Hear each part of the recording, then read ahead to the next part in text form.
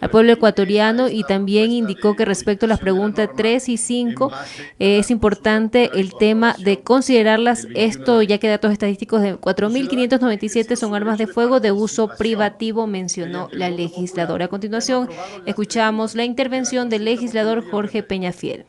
Esa es la máxima expresión de la voluntad ciudadana.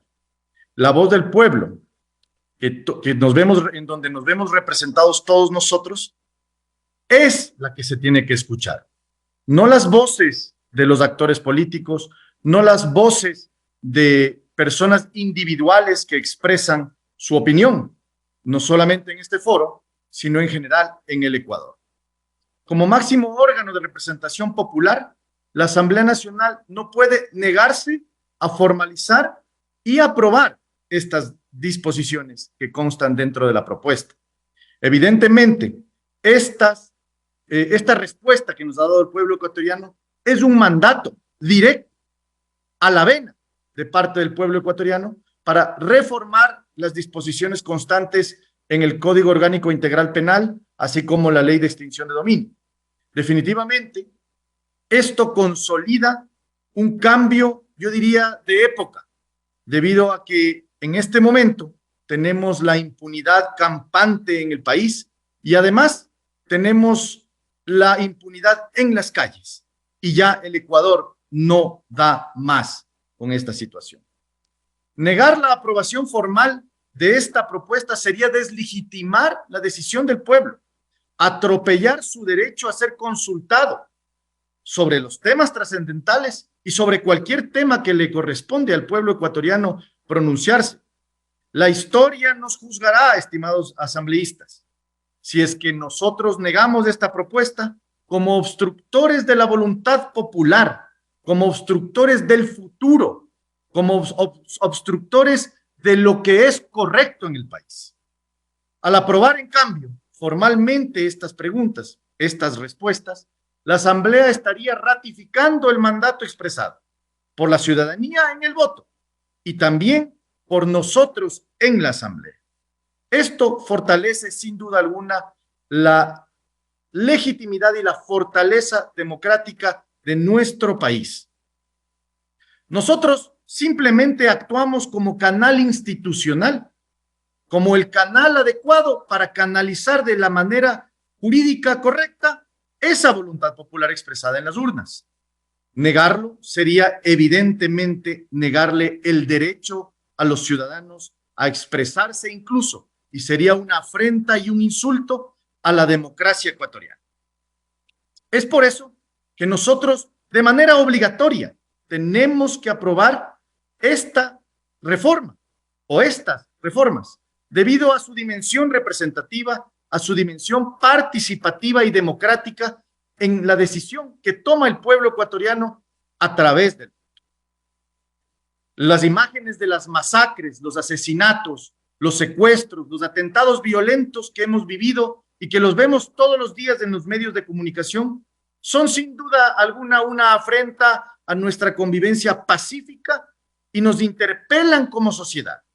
¿Hasta cuándo, estimados compañeros asambleístas, permitiremos que el crimen organizado siga desangrando a nuestra patria? Ese es nuestra labor y nuestra obligación.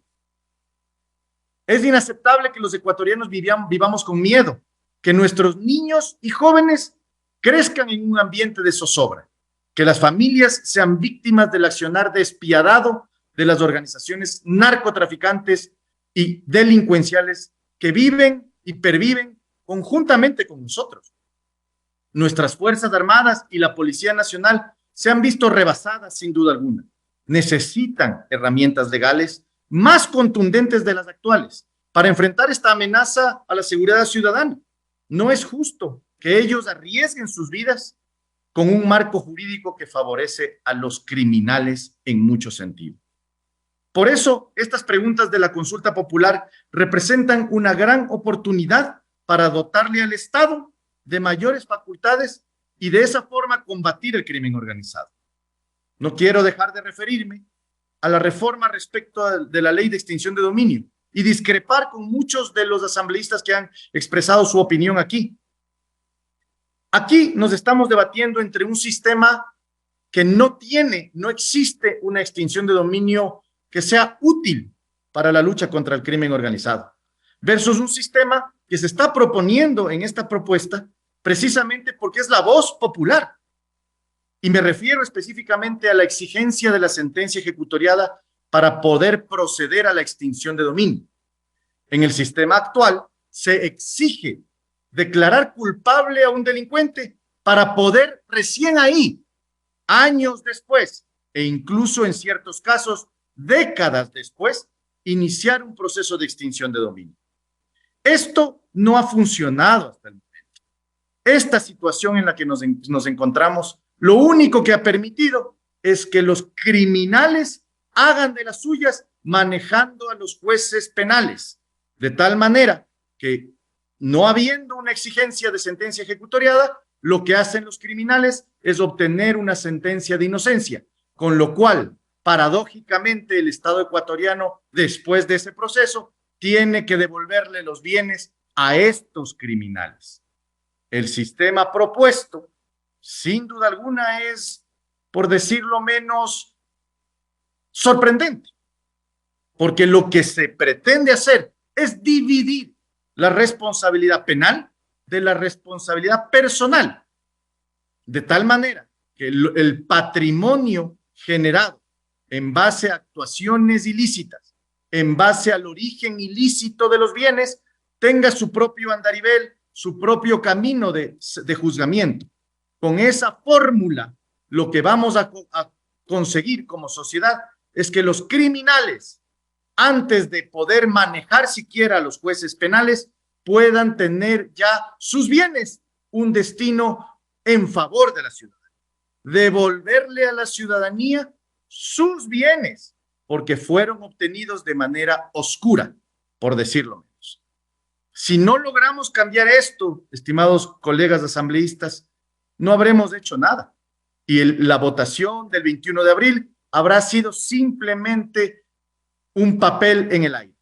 Por eso, definitivamente tenemos que aprobar, además de las reformas penales establecidas, la reforma a la ley de extinción de dominio, eliminando la exigencia de la sentencia ejecutoriada para poder dar finalmente y devolverle a los ciudadanos esos bienes obtenidos de manera ilegal.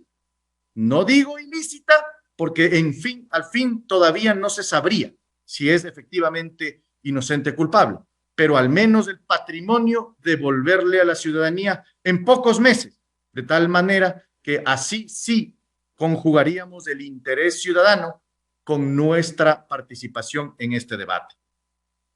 Y finalmente, también hay que decirlo, con estas reformas que se está planteando en la consulta popular, el presidente Noboa ya no va a tener más excusas ni limitaciones. Su administración contaría ya con el respaldo ciudadano, que también está expresado en las urnas y avalado por la Asamblea Nacional. Definitivamente tiene en sus manos, a partir de la aprobación, ya la fuerza legal necesaria para actuar con firmeza y hacer valer su autoridad y la autoridad del Estado de Derecho en la sociedad frente a quienes nos han aterrorizado y quienes nos han quitado la tranquilidad. No más complacencia ni contemplaciones con quienes han causado tanto sufrimiento e inseguridad. Es momento de una ofensiva firme, contundente, que haga temblar, ahora sí, a los violentos, a los criminales y sobre todo a aquellas personas que se valen del sistema judicial, que en mucho sentido está corrupto. Ojalá el presidente Noboa utilice estas nuevas facultades, estas nuevas herramientas que le va a conferir la aprobación de estas reformas para revertir de una sola vez toda la grave crisis de inseguridad que vivimos, porque hasta ahora no hemos visto que se encuentre reduciéndose la violencia y la inseguridad como lo ofreció en campaña y como lo ofreció después de haber declarado la supuesta guerra a los criminales. Es hora de vencer al crimen y de recuperar la paz. Con estas reformas que se están planteando, el presidente ya tendrá todas las herramientas para lograrlo. Y termino con una frase. que tiene que ver necesariamente con la democracia, señora presidenta. Entre las diversas maneras de matar la libertad, no hay ninguna más homicida para la República que la impunidad del crimen y la proscripción de la virtud. Francisco de Miranda. Muchas gracias, señora presidenta. El legislador Jorge Peñafiel dijo que la voz del pueblo es la máxima expresión que se debe escuchar y es un mandato